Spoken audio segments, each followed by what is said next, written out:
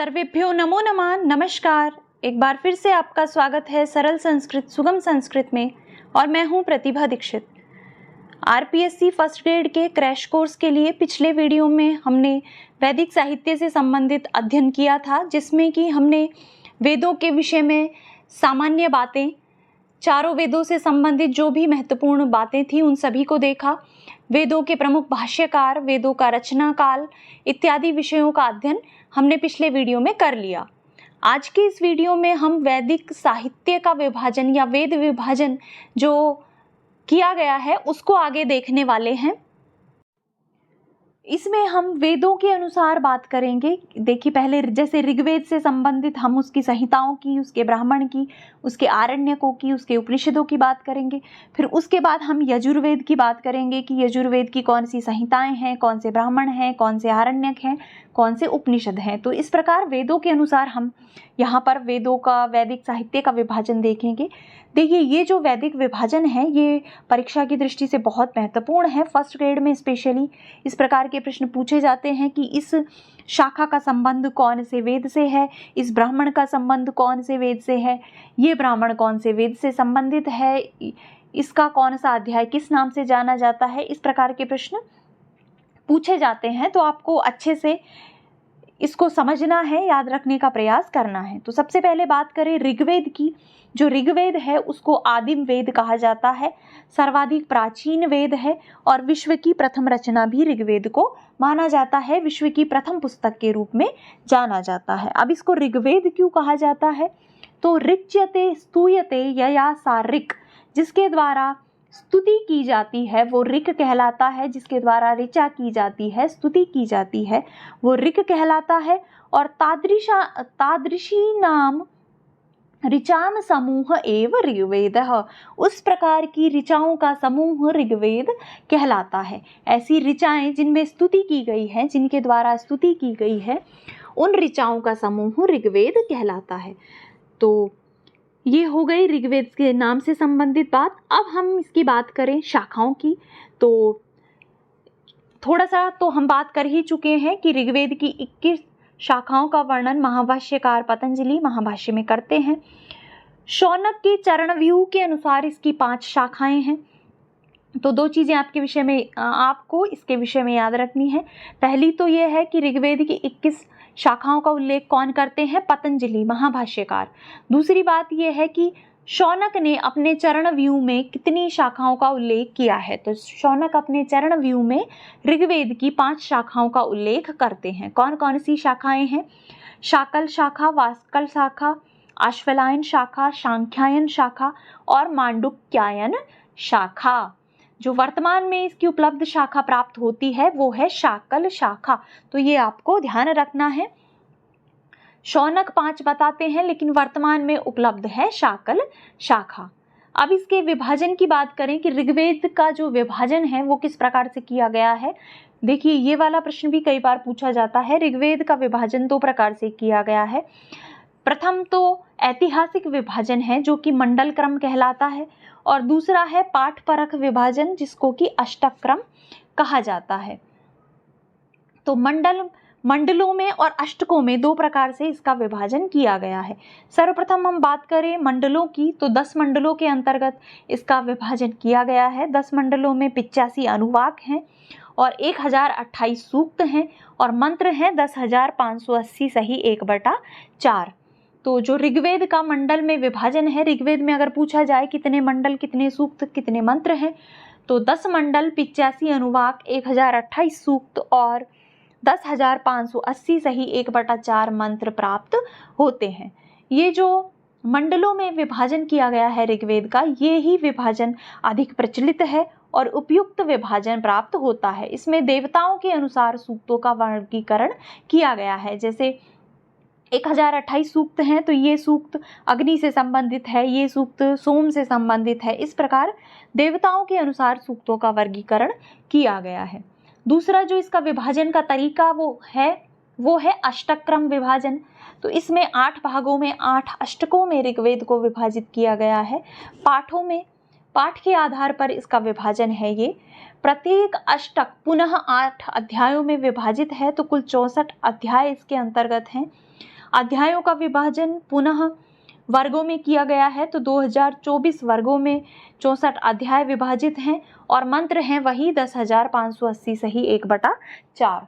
तो पारायण की दृष्टि से ये विभाजन किया गया है, ऋषि या देवता की समानता पर विचार इसमें नहीं किया गया है। जो मंडल क्रम में विभाजन है उसमें ऋषि और देवता की समानता प्राप्त होती है कि इस मंडल में इस देवता से संबंधित, इस सूक्त में इस देवता से संबंधित इस ऋषि के द्वारा लिखे गए मंत्र हैं, जबकि ये जो है अष्टक क्रम, इसमें पारायण की दृष्टि से विभाजन है, पाठ की दृष्टि से विभाजन है और ऋषि या देवता की समानता का विचार नहीं किया गया है।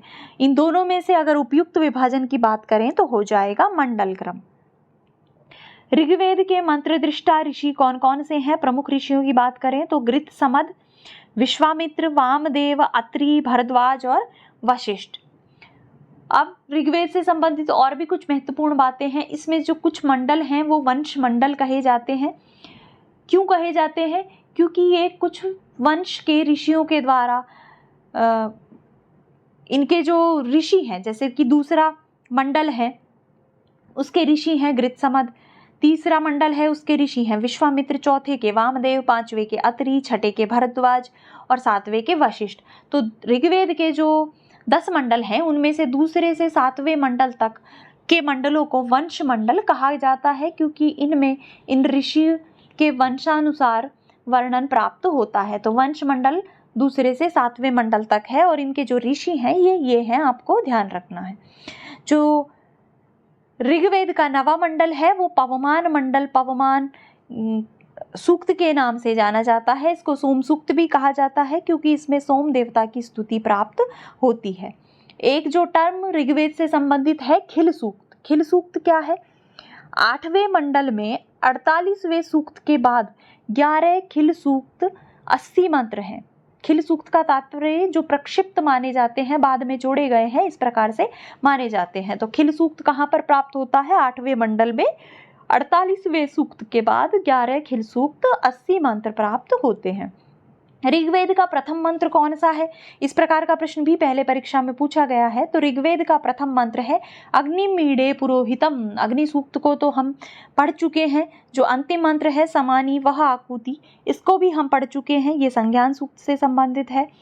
तो प्रथम मंत्र हो जाएगा अग्निमीडे पुरोहितम और अंतिम मंत्र हो जाएगा समानी वह आकुति। तो ये आपको ध्यान रखना है। इसमें किसमें? ऋग्वेद में कुछ महिला ऋषिकाओं का भी उल्लेख किया गया है। कुल 21 ऋषिकाओं का वर्णन प्राप्त होता है, जिनमें से जो प्रमुख हैं वो है लोपामुद्रा, शर्मा, यमी, नदी, सूर्या, उर्वशी, इंद्राणी इत्यादि। तो ऐसा नहीं है कि केवल ऋषि ही होते थे, वैदिक काल में महिलाएं पढ़ती लिखती नहीं थी। इसमें ऋषिकाओं का भी उल्लेख है, जिससे हम ये समझ सकते हैं कि महिलाएं भी वेदों को पढ़ती थी, समझती थी, ज्ञानी महिलाएं भी होती थी जो कि वाद विवाद भी करती थी। तो इस प्रकार से 21 ऋषिकाओं का वर्णन इसमें किया गया है। सर्वाधिक सूक्त वाले देवताओं की अगर बात करें तो सर्वाधिक सूक्त वाले देवता हैं इंद्र देवता, जिनसे संबंधित 250 सूक्त ऋग्वेद के अंतर्गत प्राप्त होते हैं। संवाद सूक्त कुछ ऋग्वेद से संबंधित महत्वपूर्ण है। देखिए संवाद सूक्त क्या है?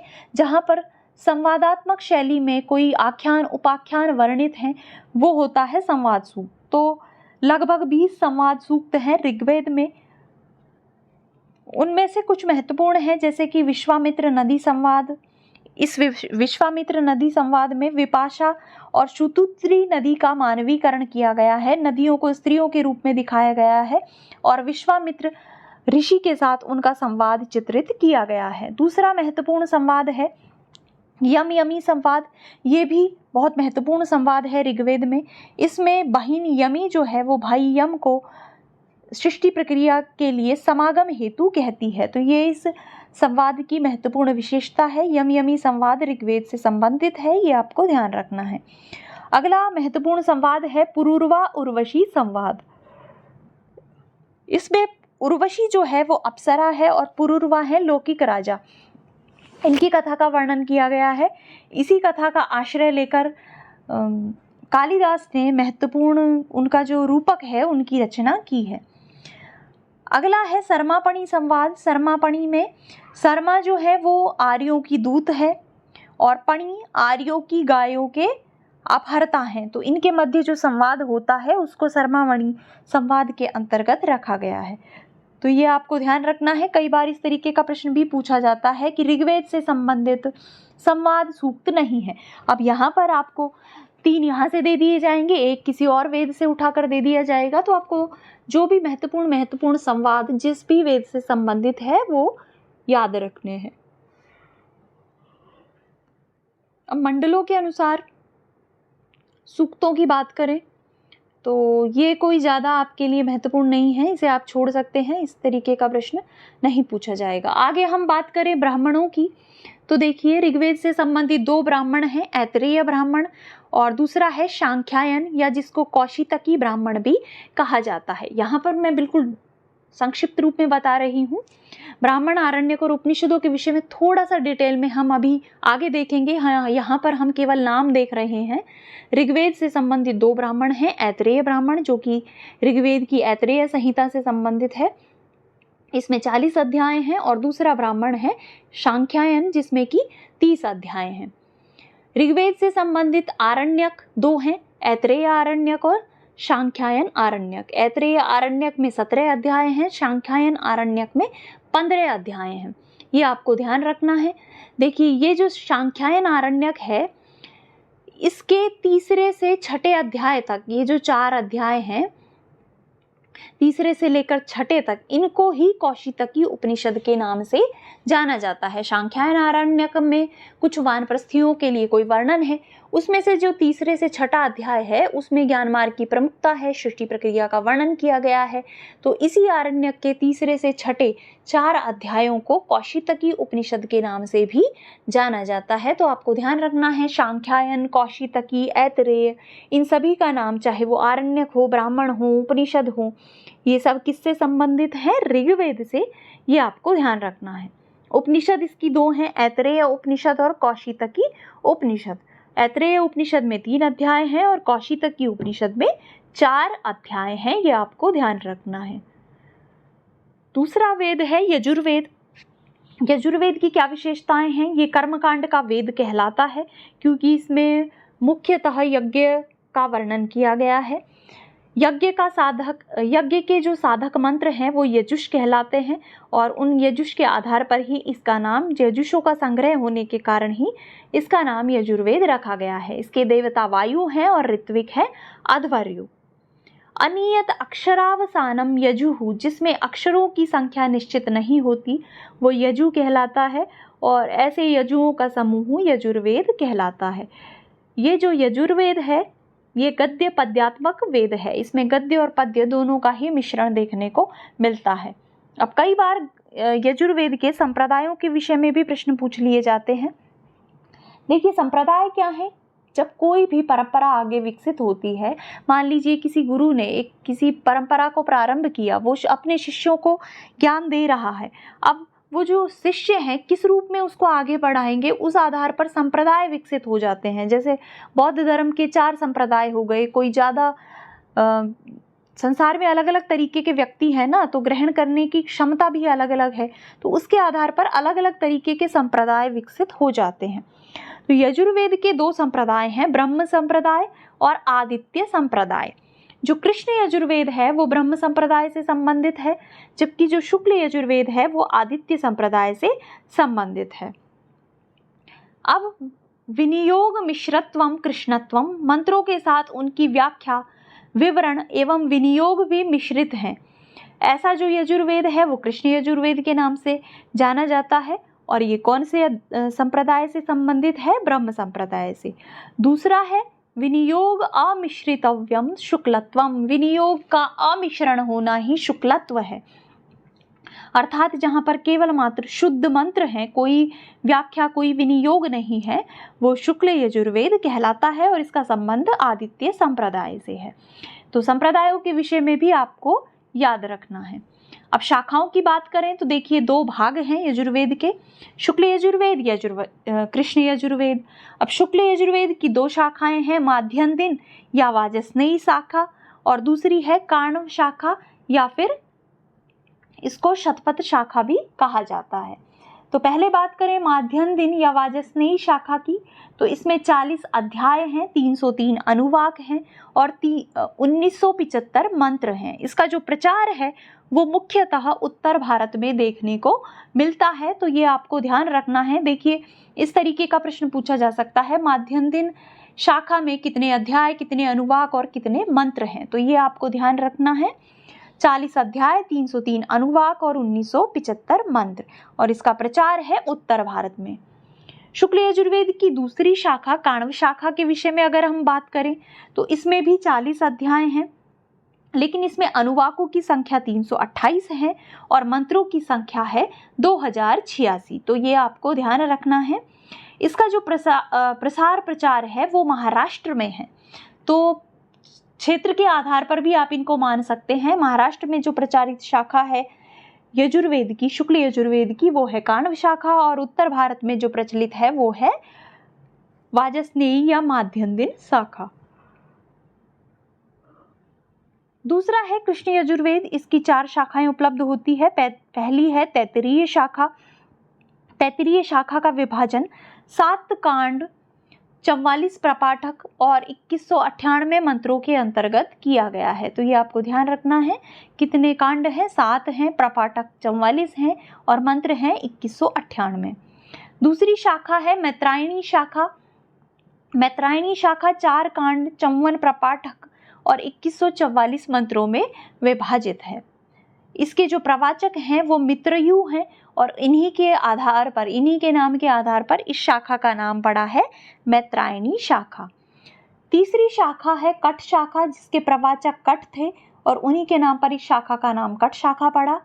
ये जो कठ शाखा है ये 40 स्थानकों में, 843 अनुवाकों में और 3091 मंत्रों में विभाजित है। तो इसका विभाजन स्थानकों में किया गया है, ये आपको ध्यान रखना है। चौथी शाखा है कपिष्ठल शाखा। कपिष्ठल शाखा के जो प्रवाचक हैं वो हैं कौन? कपिष्ठल। ये अपूर्ण शाखा है, इसमें 6 अष्टक और 48 अध्याय हैं, ये आपको ध्यान रखना है। यजुर्वेद में क्या वर्णन मुख्यतः प्राप्त होता है? तो 10 पूर्णमास यज्ञ, हविर यज्ञ, पशुबंध यज्ञ, वाजपेय यज्ञ, राजसूय यज्ञ, अग्निहोत्र यज्ञ, सोमयाग, पशुयाग, अश्वमेध इत्यादि यज्ञों का वर्णन यजुर्वेद में प्राप्त होता है। अब इसकी एक बार वाजस्नेयी संहिता की बात कर लें, चूंकि ये यजुर्वेद की प्रतिनिधि संहिता है, अर्थात जो सबसे महत्वपूर्ण शाखा मानी जाती है, महत्वपूर्ण संहिता मानी जाती है इन सभी 6 शाखाओं में, वो है वाजस्नेयी संहिता। तो यजुर्वेद की प्रतिनिधि संहिता के रूप में वाजस्नेयी या माध्यान्ह दिन संहिता को जाना जाता है। एक महत्वपूर्ण टर्म आता है यजुर्वेद में जो कि यज्ञ से संबंधित है, सवन कर्म। सवन कर्म क्या है? तीनों समय सोम रस में दूध मिलाकर होने वाला जो हवन है वो सवन कर्म कहलाता है। इसके अतिरिक्त और क्या है यजुर्वेद से संबंधित महत्वपूर्ण बात? इसमें एक महत्वपूर्ण सूक्त आता है शिव संकल्प सूक्त। वो कहाँ पर है? वाजस्नेयी संहिता का जो 34वां अध्याय है वो शिव संकल्प सूक्त के नाम से जाना जाता है। तो देखिए, ये प्रश्न पूछा गया है पूर्व में भी। एक तो ईशावास्योपनिषद इससे संबंधित महत्वपूर्ण है और दूसरा शिव संकल्प सूक्त। तो पूछा जा सकता है कि ईशावास्योपनिषद यजुर्वेद का या माध्यान्ह दिन संहिता का या वाजस्नेयी संहिता का कौन सा अध्याय है? शिव संकल्प सूक्त कौन सा अध्याय है? तो शिव संकल्प सूक्त जो है वो तो वाजस्नेयी संहिता का 34वां अध्याय है, जबकि जो ईशावास्योपनिषद है या ईशोपनिषद है वो वाजस्नेयी संहिता का 40वां अंतिम अध्याय है। और यही 40 अंतिमवां अध्याय ईशावास्योपनिषद या ईशोपनिषद के नाम से जाना जाता है। इसमें कुल 18 मंत्र हैं और इसमें ज्ञान कांड की प्रधानता है। ईशावास्यम इदम सर्वम येन किंचित जगत्याम जगत तेन त्यक्तेन भुंजिता मा गृदः कश्यस्विद धनम। इस प्रकार से ईशावास्योपनिषद को तो हमने डिटेल में भी चैनल पर पढ़ा है। तो ईशावास्योपनिषद तो फर्स्ट ग्रेड सेकंड ग्रेड के सिलेबस में भी है। अगर आप डिटेल में इसे पढ़ना चाहते हैं तो आप प्लेलिस्ट से ईशावास्योपनिषद से संबंधित वीडियो देख सकते हैं। जो बिल्कुल इसके बारे में संक्षिप्त और महत्वपूर्ण बात है वो ये ही है कि कुल 18 मंत्र हैं, 40वां अध्याय है ये वाजस्नेयी संहिता का। यजुर्वेद से संबंधित ब्राह्मण और आरण्यकों की बात करें तो दो ब्राह्मण इससे संबंधित हैं, शतपथ ब्राह्मण और तैत्तिरीय ब्राह्मण। इसमें जो ये शतपथ ब्राह्मण है ये शुक्ल यजुर्वेद की काण्व शाखा से संबंधित है, जबकि जो तैत्तिरीय ब्राह्मण है ये कृष्ण यजुर्वेद की तैत्तिरीय शाखा या तैत्तिरीय संहिता से संबंधित है। आरण्यकों में 3 महत्वपूर्ण आरण्यक हैं, बृहद आरण्यक, तैत्तिरीय आरण्यक और मैत्रायणी आरण्यक। ये आपको ध्यान रखना है, नाम इनके इस तरह से आपको याद रखने हैं। तीसरा वेद है सामवेद। सामवेद जो नाम है इसका वो सामन शब्द के आधार पर पड़ा है। सामन का तात्पर्य होता है गान का वेद। ऐसा वेद जिसमें गान का वर्णन किया गया है, गेयता का वर्णन किया गया है, वो सामवेद कहलाता है। या ऋक तत् साम, तो ऋचा और ज्ञान का समन्वय ही साम है। जिस देवताओं की स्तुति, जिन देवताओं के विषय में मंत्र ऋग्वेद में वर्णित किए गए हैं, उनको किस प्रकार से गाया जाए, उनकी गान की शैली क्या हो, किस तरह से उन्हें प्रयुक्त किया जाए, तो ये जो सारा वर्णन है ये सामवेद के अंतर्गत किया गया है। सामवेद के अन्य नाम भी हैं जिसके विषय में पूछा जाता है, औदगात्र वेद और सोम प्रधान वेद। तो ये आपको ध्यान रखना है, औदगात्र वेद भी कहा जाता है सामवेद को और सोम प्रधान वेद भी कहा जाता है। इसकी शाखाओं के विषय में अगर बात करें तो पतंजलि ने इसको 1000 शाखाओं वाला माना है। कहा है इसके विषय में सहस्त्र वर्तमा सामवेदः, सामवेद 1000 शाखाओं वाला है, 1000 मार्गों वाला है। वर्तमान में जो इसकी शाखाएं हैं वो 3 हैं, कौथुमीय, राणायनीय और जैमिनीय। इन तीनों में से जो सर्वाधिक लोकप्रिय और प्रचलित शाखा है वो है कौथुमीय शाखा। कौथुमीय शाखा का प्रचलन कहाँ पर सर्वाधिक है, तो सबसे पहले हम कौथुमीय शाखा के विषय में बात करें। गुर्जर प्रदेश में इसका प्रचलन है। इसमें 1875 मंत्र हैं। इसके अतिरिक्त अध्याय, खंड और मंत्रों में इसका विभाजन किया गया है। जो राणायनीय शाखा है, राणायनीय शाखा का प्रचार है महाराष्ट्र में। इसमें भी 1875 मंत्र हैं। इसका विभाजन प्रपाठक, अर्ध प्रपाठक और दशती में किया गया है। जैमिनीय जो शाखा है ये कर्नाटक में प्रचलित है और इसके अंतर्गत जो मंत्र हैं वो हैं 1687। तो आपको ध्यान रखना है, सामवेद की तीनों ही शाखाओं में कौथुमीय, राणायनीय और जैमिनीय में सर्वाधिक लोकप्रिय है कौथुमीय। कौथुमीय और राणायनीय में 1875 मंत्र हैं, जबकि जैमिनीय में है 1687 मंत्र। तो ये आपको ध्यान रखना है। अब हम सामवेद के विभाजन की अगर बात करें एक दूसरे प्रकार से भी, आर्चिकों में सामवेद का विभाजन किया गया है, पूर्वार्चिक और उत्तरार्चिक। इनमें से जो पूर्वार्चिक है उसमें 650 मंत्र हैं, 4 कांड हैं और 6 अध्याय हैं, जबकि जो उत्तरार्चिक है, उत्तरार्चिक 21 अध्याय और 9 प्रपाठकों में विभक्त है और इसके अंतर्गत 1225 मंत्र हैं। तो देखिए सामवेद का ये जो विभाजन है अर्चिकों के रूप में, पूर्वार्चिक और उत्तरार्चिक, ये कई बार पूछ लिया जाता है। तो अर्चिकों में विभाजन किया गया है सामवेद का, आपको ध्यान रखना है। पूर्वार्चिक में 650 मंत्र और उत्तरार्चिक में 1225 मंत्र हैं और कुल मंत्र हैं 1875। ये आपको सामवेद के विषय में स्पेशली याद रखना है क्योंकि ये प्रश्न पूछा जाता है।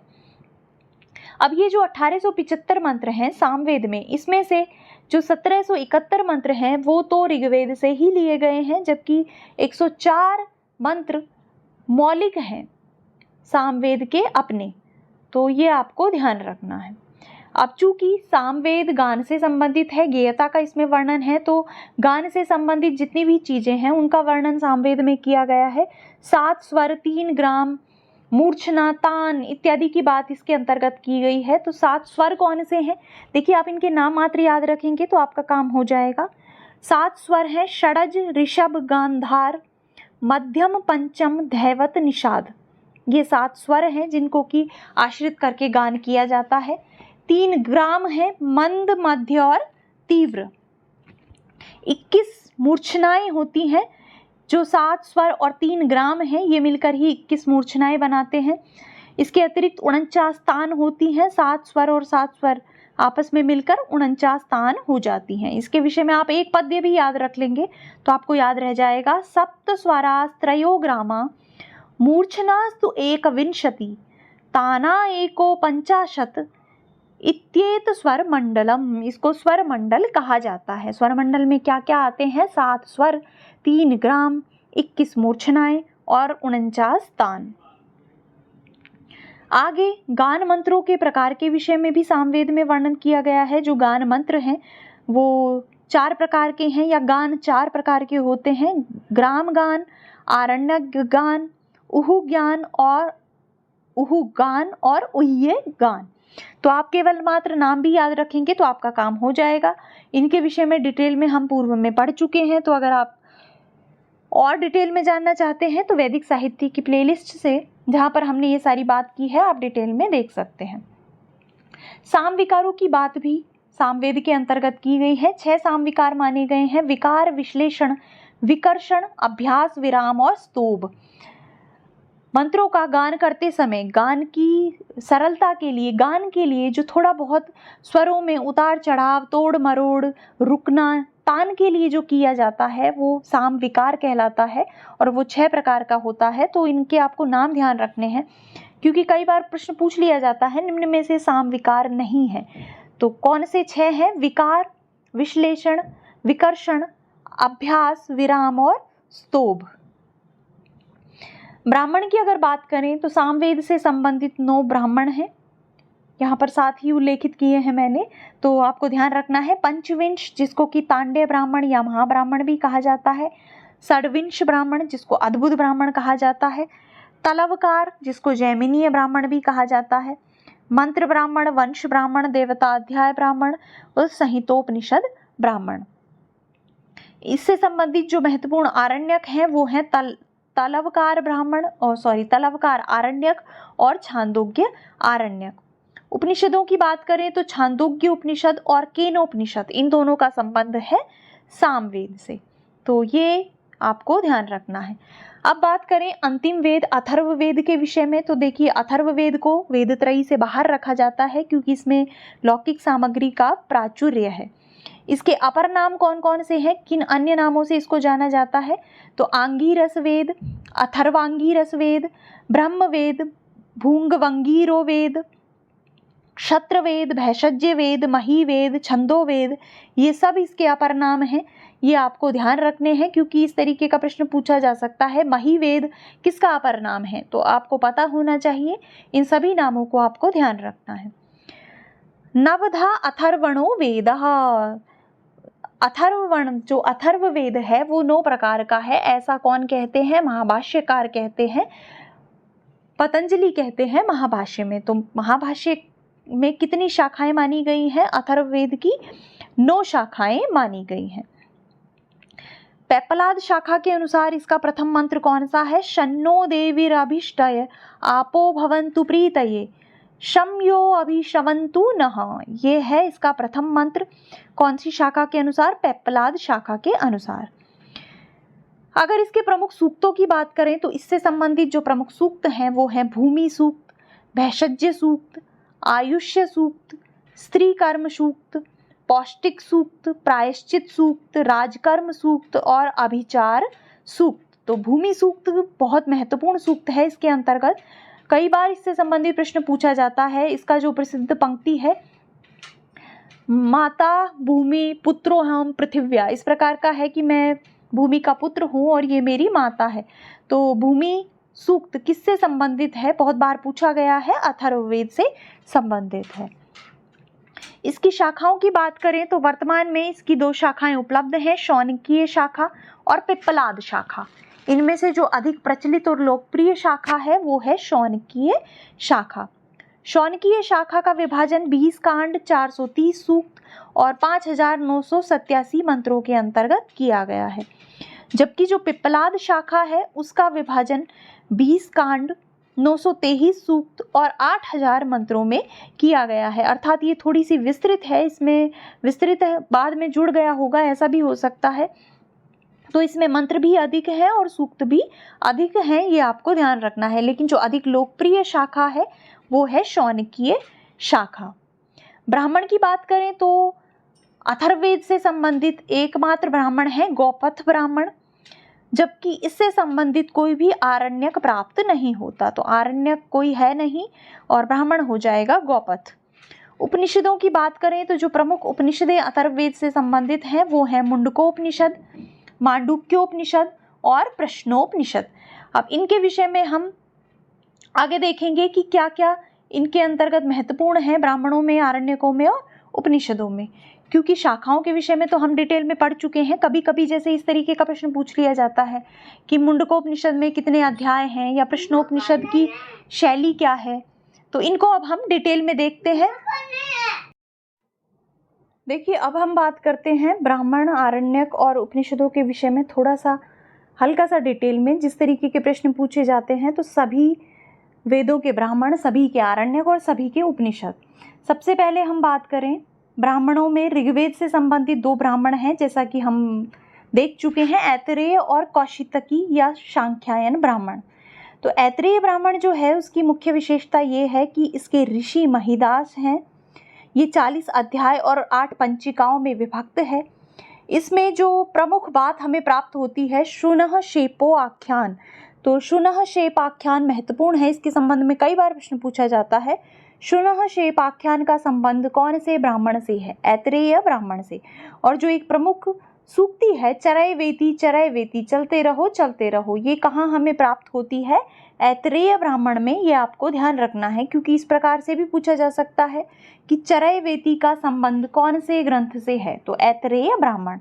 इसके अतिरिक्त इसमें ऋणत्रय का वर्णन किया गया है और इस पर सायण भाष्य भी प्राप्त होता है। तो ये इसके विषय में महत्वपूर्ण बातें हैं।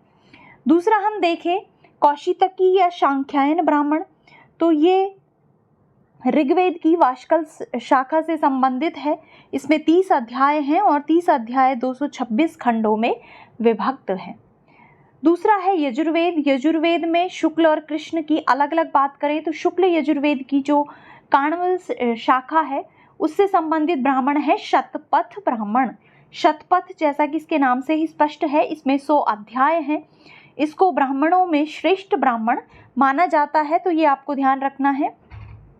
सर्वश्रेष्ठ ब्राह्मण कौन सा है? शतपथ ब्राह्मण। इसके अंतर्गत दर्श, पूर्णमास यज्ञ, अग्निहोत्र यज्ञ और पंच महायज्ञ इत्यादि का वर्णन किया गया है। ये गद्यात्मक शैली में प्राप्त होता है।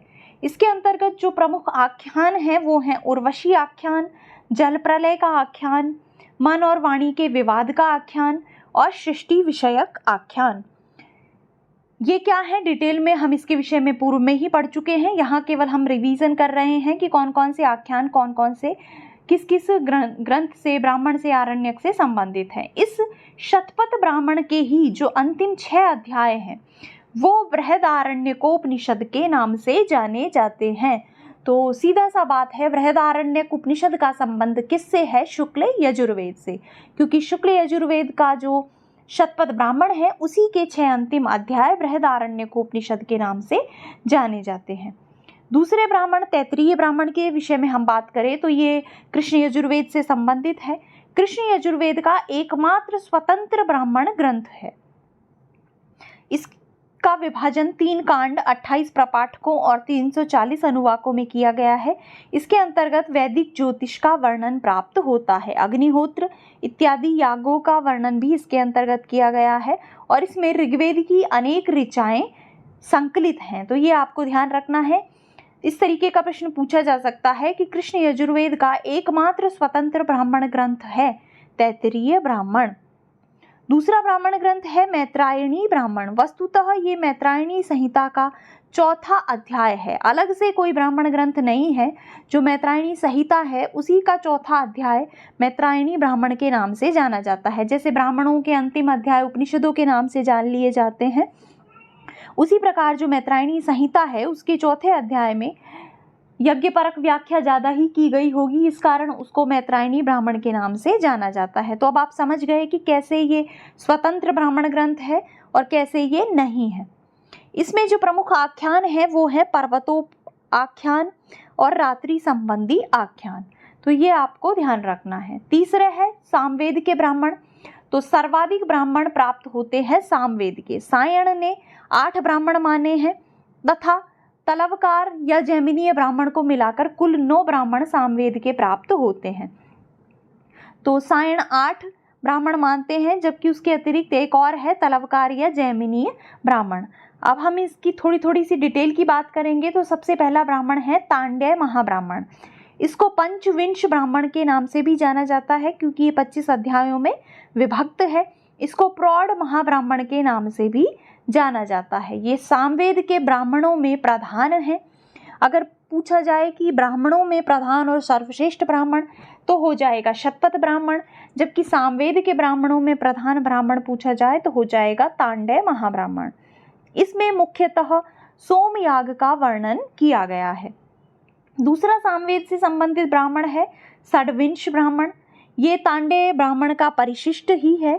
इसको अद्भुत ब्राह्मण भी कहा जाता है, क्योंकि इसमें भूकंप, अकाल, पुष्प इत्यादि उत्पातों की शांति के उपाय वर्णित हैं। तो अद्भुत प्राकृतिक घटना और उनके उपाय वर्णित होने के कारण इसको अद्भुत ब्राह्मण के नाम से भी जाना जाता है। तीसरा है सामविधान ब्राह्मण। ये 3 प्रकरणों में विभक्त है। लौकिक विषयों का इसमें वर्णन किया गया है। तात्कालिक समाज को समझने के लिए पर्याप्त सामग्री सामविधान ब्राह्मण में प्राप्त होती है। तो इस तरीके का प्रश्न अगर पूछना हो परीक्षक को तो पूछ सकता है कि सामवेद कालीन समाज या वैदिक कालिक समाज को समझने के लिए पर्याप्त सामग्री कौन से ब्राह्मण में प्राप्त होती है, तो वो हो जाएगा सामविधान ब्राह्मण, क्योंकि इसमें लौकिक विषयों का वर्णन किया गया है। चौथा ब्राह्मण है आर्षेय ब्राह्मण। आर्षेय ब्राह्मण 3 प्रपाठक और 82 खंडों में विभक्त है। इसमें सामवेद की अनुक्रमणी का उल्लेख किया गया है। ऋषियों की जो सूचियां हैं उनका उल्लेख आर्षेय ब्राह्मण के अंतर्गत किया गया है और ऋषियों के आधार पर ही इसका नाम पड़ा है आर्षेय ब्राह्मण। जो ऋषियों से संबंधित है वो है आर्षेय ब्राह्मण। तो इस तरीके का प्रश्न पूछा जा सकता है कि सामवेद की अनुक्रमणी कौन से ब्राह्मण में प्राप्त होती है या ऋषियों की सूची कौन से ब्राह्मण में प्राप्त होती है, तो वो हो जाएगा आर्षेय ब्राह्मण। 5वां ब्राह्मण है दैवत ब्राह्मण या देवता अध्याय ब्राह्मण। ये सबसे छोटा ब्राह्मण है और 3 खंडों में विभक्त है। सामवेद के देवताओं का विवेचन एवं वैदिक छंदों का निर्वचन इसके अंतर्गत किया गया है। तो देवताओं का विवेचन है, इसी के आधार पर इसको दैवत या देवता अध्याय ब्राह्मण कहा जाता है। छठा ब्राह्मण है उपनिषद ब्राह्मण। ये इसमें कुल 10 प्रपाठक हैं। जो पूर्व के 2 प्रपाठक हैं वो मंत्र ब्राह्मण या छांदोग्य ब्राह्मण के नाम से जाने जाते हैं। जो अंतिम 8 प्रपाठक हैं वो छांदोग्य उपनिषद के नाम से जाने जाते हैं। तो आपको ये ध्यान रखना है। 7वां ब्राह्मण है संहितोपनिषद ब्राह्मण। ये 5 खंडों में विभक्त है और सामगान के विविध रूपों का वर्णन इसके अंतर्गत किया गया है। 8वां ब्राह्मण है वंश ब्राह्मण। ये 3 खंडों में विभक्त है और ऋषियों की सूची और उनकी वंशावली का वर्णन वंश ब्राह्मण में किया गया है। तो ऋषियों की वंशावली का वर्णन वंश ब्राह्मण के अंतर्गत वर्णित है, जबकि उनकी सूची, उनका नामोल्लेख वो वर्णित है कहाँ पर, आर्षेय ब्राह्मण में। और सामवेद से संबंधित अंतिम 9वां ब्राह्मण है जैमिनीय ब्राह्मण, जिसको कि तलवकार ब्राह्मण भी कहा जाता है। इस जैमिनीय तलवकार ब्राह्मण में 5 अध्याय हैं। जो प्रथम 3 अध्याय हैं वो यज्ञ विधियों से संबंधित हैं, तो ये आपको ध्यान रखना है। अब हम बात करें अथर्ववेद के ब्राह्मणों की, तो एकमात्र ब्राह्मण गौपथ ब्राह्मण अथर्ववेद से संबंधित प्राप्त होता है। गोपथ ब्राह्मण को 2 भागों में विभाजित किया गया है, पूर्व गोपथ और उत्तर गोपथ। तो पूर्व गोपथ में 5 प्रपाठक हैं, जबकि उत्तर गोपथ में 6 प्रपाठक हैं। इस गोपथ ब्राह्मण में ओम और गायत्री की महिमा का वर्णन किया गया है। अब हम बात करते हैं आरण्यकों के विषय में। आरण्यकों में अध्ययन किए जाने के कारण इनको आरण्यक कहा जाता था। यज्ञों में निहित आध्यात्मिक विषयों का विवेचन इनमें प्राप्त होता है। इनका जो लक्ष्य है वो चिंतन है, कर्मानुष्ठान में प्रवर्तन नहीं है। ये उपनिषदों के स्रोत भी एक तरीके से माने जा सकते हैं। आरण्यक साहित्य की बात करें तो ऋग्वेद से संबंधित 2 आरण्यक हैं, ऐतरेय आरण्यक और सांख्यायन आरण्यक। उनमें से जो ऐतरेय आरण्यक है उसमें 17 अध्याय हैं। इस ऐतरेय आरण्यक में व्याकरण और भाषा शास्त्र का ज्ञान भी प्राप्त होता है। इसके जो 5 आरण्यक हैं वो व्याकरण और भाषा शास्त्र से संबंधित हैं। तो ऐतरेय ब्राह्मण में कितने अध्याय हैं? 17 अध्याय। ऐतरेय आरण्यक में कितने अध्याय हैं? 17 अध्याय। और किससे संबंधित है? ऋग्वेद से। दूसरा आरण्यक है सांख्यायन आरण्यक। इसमें 15 अध्याय हैं।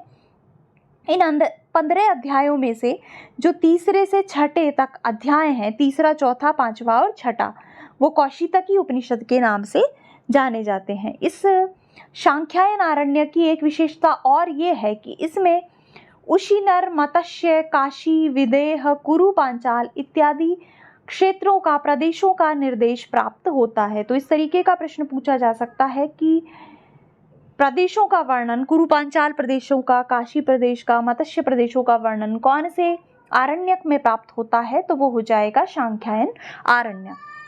यजुर्वेद के आरण्यकों की बात करें तो 3 आरण्यक यजुर्वेद से संबंधित हैं, बृहदारण्यक, तैत्तिरीय आरण्यक और मैत्रायणी आरण्यक। इनमें से बृहदारण्यक शतपथ का अंतिम कांड है। इसमें 6 अध्याय हैं। ये शुक्ल यजुर्वेद से संबंधित है, जबकि जो तैत्तिरीय और मैत्रायणी है ये कृष्ण से संबंधित हैं। तैत्तिरीय आरण्यक में 10 प्रपाठक हैं। इसमें यज्ञोपवीत संस्कार का प्रथम निर्देश प्राप्त होता है। ये तैत्तिरीय आरण्यक की विशेषता है, ये आपको ध्यान रखना है। जबकि जो मैत्रायणी आरण्यक है वो 7 प्रपाठकों में विभक्त है। सामवेद के आरण्यकों की बात करें तो 2 महत्वपूर्ण आरण्यक हैं इसके, तलवकार और छांदोग्य आरण्यक। तो तलवकार आरण्यक जैमिनीय शाखा से संबंधित है। तलव का तात्पर्य संगीतज्ञ होता है और उसी के आधार पर इसका नामकरण किया गया है। ये 4 अध्याय और फिर 4 अध्याय अनुवाकों में विभक्त हैं। छांदोग्य आरण्यक तांडेय ब्राह्मण से संबद्ध है, जैसा कि हम बात भी कर चुके हैं पहले। तांडेय ब्राह्मण से संबंधित ये वस्तुतः छांदोग्य उपनिषद का आरंभिक भाग है कि जो पूर्व के 2 अध्याय हैं वो छांदोग्य आरण्यक के नाम से जाने जाते हैं, बाद के जो 8 हैं वो छांदोग्य उपनिषद के नाम से जाने जाते हैं। तो छांदोग्य उपनिषद का पूर्व भाग छांदोग्य आरण्यक के नाम से जाना जाता है और ये किससे संबंधित है? सामवेद से। अथर्ववेद से संबंधित कोई भी आरण्यक ग्रंथ प्राप्त नहीं होता, ये आपको ध्यान रखना है। उपनिषदों की बात करें तो उपनिषद जो हैं वो गुरु के समीप बैठकर प्राप्त किया गया ज्ञान है। वेदों का अंतिम भाग होने के कारण इनको वेदांत भी कहा जाता है। ये ज्ञान कांड से संबंधित है। इसमें क्या वर्णित है? तो सर्वम खलु इदम ब्रह्म तथा तत्वमसि आदि वाक्यों के द्वारा ब्रह्म जीव ऐक्य का प्रतिपादन करना, ब्रह्म की गूढ़ता, आत्मा की अखंडता, कर्म, पुनर्जन्म, माया, प्रकृति, पुरुष और परमात्मा का विवेक, नैतिक तत्वों का उपदेश, सृष्टि प्रक्रिया इत्यादि का वर्णन उपनिषदों में किया गया है। अब उपनिषदों की बात करें तो उपनिषदों की संख्या जो है वो उसके विषय में अलग अलग मत हैं। मुक्तिको उपनिषद के अनुसार 108 उपनिषद हैं, ऐसा मुक्तिको उपनिषद में लिखा गया है। इन 108 में भी ये बताते हैं कि 10 ऋग्वेद से संबंधित हैं, 19 शुक्ल यजुर्वेद से संबंधित है, 32 कृष्ण यजुर्वेद से संबंधित हैं, 16 सामवेद से संबंधित हैं और 31 हैं अथर्ववेद से संबंधित। तो इस प्रकार से कुल 108 उपनिषदों का कुल 108 उपनिषद है। इस प्रकार का वर्णन मुक्तिको उपनिषद में कहा गया है, करा गया है। प्राचीन प्रसिद्ध उपनिषदों की बात करें तो कुल प्राचीन प्रसिद्ध उपनिषदें हैं 14। इनमें से 10 पर शंकर का भाष्य प्राप्त होता है। कौन सी हैं ये? ईश, केन, कठ, प्रश्न, मुंडक, मांडुक्य, तैत्तिरीय, ऐतरेयम च छांदोग्यम, बृहदारण्यकम तथा। ये जो 10 हैं, ईशोपनिषद, केनोपनिषद, कठोपनिषद, प्रश्नोपनिषद, मुंडक, मांडुक्योपनिषद, तैत्तिरीयोपनिषद, ऐतरेयोपनिषद, छांदोग्योपनिषद और बृहदारण्यक उपनिषद, इन पर तो शंकर का भाष्य प्राप्त होता है। तो ये तो बहुत महत्वपूर्ण प्राचीन उपनिषदें हैं ही। इसके अतिरिक्त और 4 हैं, कौशितकी उपनिषद, श्वेताश्वतरो उपनिषद, मैत्रायणी उपनिषद और महानारायणी उपनिषद। तो ये 14 प्रमुख उपनिषदें हैं, आपको ये ध्यान रखना है। अब इन उपनिषदों के विषय में क्या विशेष बात है? चूंकि इसमें ब्रह्म के स्वरूप का प्रतिपादन किया गया है, सृष्टि प्रक्रिया का वर्णन किया गया है, जगत का प्रतिपादन किया गया है, इसकी विशेषता ये है कि इसमें निर्गुण ब्रह्म के विशेषण के रूप में तो नपुंसक लिंग का पद तत्प्रयुक्त किया गया है, जबकि सगुण ब्रह्म के विशेषण के रूप में पुल्लिंग का पद प्रयुक्त किया गया है। तो जब आप उपनिषद पढ़ते हैं और अगर वहाँ पर कोई वर्णन करते हुए नपुंसक लिंग का पद आए तो आप देखकर समझ जाएंगे कि यहाँ पर निर्गुण ब्रह्म की बात हो रही है, जबकि अगर पुल्लिंग का पद आए तो वहाँ पर सगुण ब्रह्म की बात हो रही है। अगर आपने थोड़ा बहुत भी वेदांत दर्शन पढ़ा होगा तो मैं क्या कहना चाह रही हूँ आप आराम से समझ गए होंगे, और अगर आप नहीं समझे तो आप इसको छोड़ सकते हैं, क्योंकि इस तरीके का कोई प्रश्न आपसे पूछा नहीं जाएगा। अब हम बात करें उपनिषदों की, तो ऋग्वेद से संबंधित दो उपनिषदें प्राप्त होती हैं, ऐतरेय उपनिषद और कौशितकी उपनिषद। ऐतरेय आरण्यक के द्वितीय आरण्यक के अंतर्गत जो चौथे से छठा अध्याय है वो ऐतरेय उपनिषद के नाम से जाना जाता है। तो कुल 3 अध्याय इसके अंतर्गत हैं। इसके प्रवाचक के रूप में महिदास ऐतरेय को जाना जाता है। 3 अध्याय और 5 खंडों में ये विभक्त है। इसमें आत्मा का स्वरूप वर्णित किया गया है, और इसकी जो प्रसिद्ध सूक्ति है वो है प्रज्ञानम ब्रह्म। देखिए, औपनिषदिक जो सूक्तियां हैं, उपनिषदों से संबंधित जो सूक्तियां हैं, उससे संबंधित एक वीडियो जिसमें कि ट्रिक्स के माध्यम से हमने सूक्तियों को याद करने का प्रयास किया है, चैनल पर पूर्व में उपलब्ध है। तो अगर आपको उपनिषदों से संबंधित सूक्तियां याद नहीं होती, आप इस विषय में कंफ्यूज हो जाते हैं और आप इनको याद करना चाहते हैं, तो उपनिषदों की सूक्तियों से संबंधित वीडियो आप वैदिक साहित्य नामक प्लेलिस्ट से देख सकते हैं। उस प्लेलिस्ट का लिंक इस वीडियो के डिस्क्रिप्शन बॉक्स में दिया गया है। दूसरे उपनिषद कौशितकी उपनिषद की अगर बात करें तो कौशितकी आरण्यक के तीसरे से छठे ये जो 4 अध्याय हैं ये कौशितकी उपनिषद के नाम से जाने जाते हैं। कौशितकी उपनिषद की ये विशेषता है कि ये पूर्णतः गद्यात्मक है। इसके प्रथम अध्याय में देवयान और पितृयान का वर्णन किया गया है। द्वितीय अध्याय में आत्मा के प्रतीक प्राण का विवेचन किया गया है। तृतीय अध्याय में प्रतर्दन इंद्र से ब्रह्म विद्या सीखते हैं, इसका वर्णन है। और चौथे अध्याय में अजात शत्रु बाला की आख्यान में पर ब्रह्म का विवेचन किया गया है। तो ये इसकी संक्षिप्त सी विषय वस्तु है। इस प्रकार का विवेचन इसमें प्राप्त होता है। यजुर्वेदीय उपनिषदों की हम बात करें तो कुल 7 यजुर्वेदीय उपनिषदें प्रचलित हैं, जिनमें से 2 शुक्ल यजुर्वेद से संबंधित हैं और 5 कृष्ण यजुर्वेद से संबंधित हैं। सबसे पहले हम बात करते हैं शुक्ल यजुर्वेद से संबंधित उपनिषदों की। तो पहली है ईशोपनिषद या ईशावास्योपनिषद, जो कि वाजस्नेयी संहिता का 40वां अध्याय है। इसमें 18 मंत्र हैं, जिसमें ज्ञान का, विद्या अविद्या का, संभूति असंभूति का बहुत ही अच्छा विवेचन किया गया है। दूसरी जो उपनिषद है शुक्ल यजुर्वेद से संबंधित वो है बृहदारण्यकोपनिषद। ये सबसे बड़ा उपनिषद है, जैसा कि इसके नाम में भी है, बृहदारण्यक उपनिषद सबसे बड़ा है। इसमें द्विविध ब्रह्म का विवेचन किया गया है, आत्मा की 6 अवस्थाओं का वर्णन किया गया है। और इसकी जो प्रसिद्ध सूक्ति है वो है आत्मा वा अरे दृष्टव्यो। तो ये इसका महत्वपूर्ण विषय है। कृष्ण यजुर्वेद से संबंधित तैत्तिरीय उपनिषद है। इसमें उपदेशात्मक वाक्य प्राप्त होते हैं, जैसे कि मातृदेवो भव, पितृदेवो भव, प्रमादम मा कुरु, सत्यम वद। इस प्रकार के जो उपदेशात्मक वाक्य हैं ये तैत्तिरीय उपनिषद में प्राप्त होते हैं। दूसरी उपनिषद है कठोपनिषद। ये भी महत्वपूर्ण है, फर्स्ट ग्रेड के पाठ्यक्रम में है, जिसको कि हम चैनल पर पढ़ चुके हैं, जिससे संबंधित प्रश्न भी हम हल कर चुके हैं। तो ये जो कठोपनिषद है ये 2 अध्याय और 6 वल्लियों में विभाजित है। इसमें श्रेयस प्रेयस का वर्णन किया गया है। यम नचिकेता संवाद इसके अंतर्गत प्राप्त होता है। तीसरी उपनिषद है श्वेताश्वतरोपनिषद। ये सांख्य दर्शन का वर्णन इसके अंतर्गत प्राप्त होता है।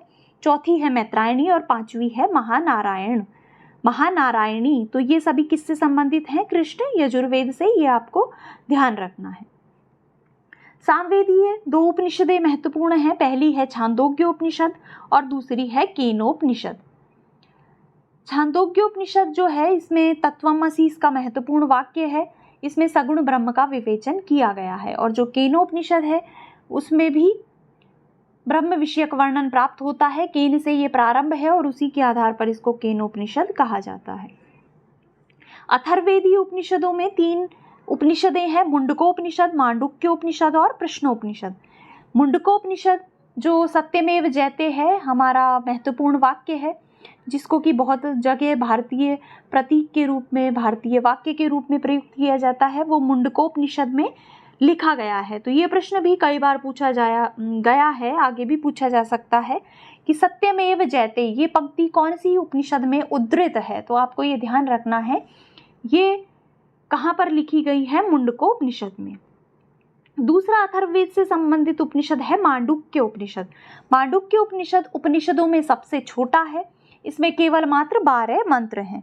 इसके अंतर्गत जो महत्वपूर्ण कथन है वो है अयम आत्मा ब्रह्म, सो अयम आत्मा और चतुष्पाद आत्मा इत्यादि का वर्णन इसमें किया गया है। तो सबसे छोटी उपनिषद की अगर बात करें तो मांडुक्य उपनिषद हो जाएगी, जो कि अथर्ववेद से संबंधित है। और सबसे बड़ी उपनिषद की बात करें तो बृहदारण्यक उपनिषद हो जाएगी, जो कि शुक्ल यजुर्वेद से संबंधित है। तीसरी उपनिषद जो कि अथर्ववेद से संबंधित है वो है प्रश्नोपनिषद। जैसा कि इसके नाम से ही स्पष्ट है, ये प्रश्नों पर आधारित उपनिषद है। 6 ऋषि हैं जो कि पिप्पलाद ऋषि से एक एक करके 6 प्रश्न पूछते हैं और उसी के आधार पर संवाद शैली में ये उपनिषद लिखी गई है। ये 6 ऋषि कौन से हैं जो पिप्पलाद से प्रश्न पूछते हैं? तो वो हैं कात्यायन, भार्गव, आश्वलायन, गार्ग्य, सत्यकाम और भारद्वाज। तो ये 6 ऋषि पिप्पलाद ऋषि से प्रश्न पूछते हैं और इसी के आधार पर ये उपनिषद लिखी गई है। तो ये सभी बातें आपको याद रखनी है। उपनिषदों के विषय में कौन सी बड़ी, कौन सी छोटी, किसमें कितने मंत्र, कौन से महत्वपूर्ण वाक्य, किसमें संकलित, कौन किससे संबंधित। तो लगभग सारा महत्वपूर्ण विषय वैदिक साहित्य से संबंधित इस वीडियो में हमने समेट लिया है। ये जो वीडियो है, मैं बार बार कह रही हूँ, आपके लिए परीक्षा की दृष्टि से बहुत महत्वपूर्ण उपयोगी है। तो अगर एक बार में आपको अच्छे से याद नहीं हुआ तो आप दोबारा इसको देख सकते हैं, फास्ट फॉरवर्ड में करके देख सकते हैं। लेकिन आप इस वीडियो को परीक्षा से पहले अच्छे से पढ़कर जाइए, क्योंकि ये वीडियो आपकी परीक्षा में बहुत ही अधिक मदद करने वाला है। तो आज के इस वीडियो को अब यहीं पे समाप्त करते हैं। लेकिन जाने से पहले अगर आपको ये पसंद आया है तो आप इसे लाइक कर दें। आपके और मित्र जो संस्कृत भाषा की तैयारी कर रहे हैं उसके साथ इस वीडियो को शेयर कर दें। और अगर आप चैनल पर नए हैं या आपने अभी तक चैनल को सब्सक्राइब नहीं किया है तो चैनल को सब्सक्राइब कर लें और उसके बगल में जो बेल आइकन है उसको भी दबा दें, ताकि आगे आने वाले वीडियोज़ के नोटिफिकेशंस आपको मिल सकें। तो मिलेंगे नेक्स्ट वीडियो में। धन्यवाद।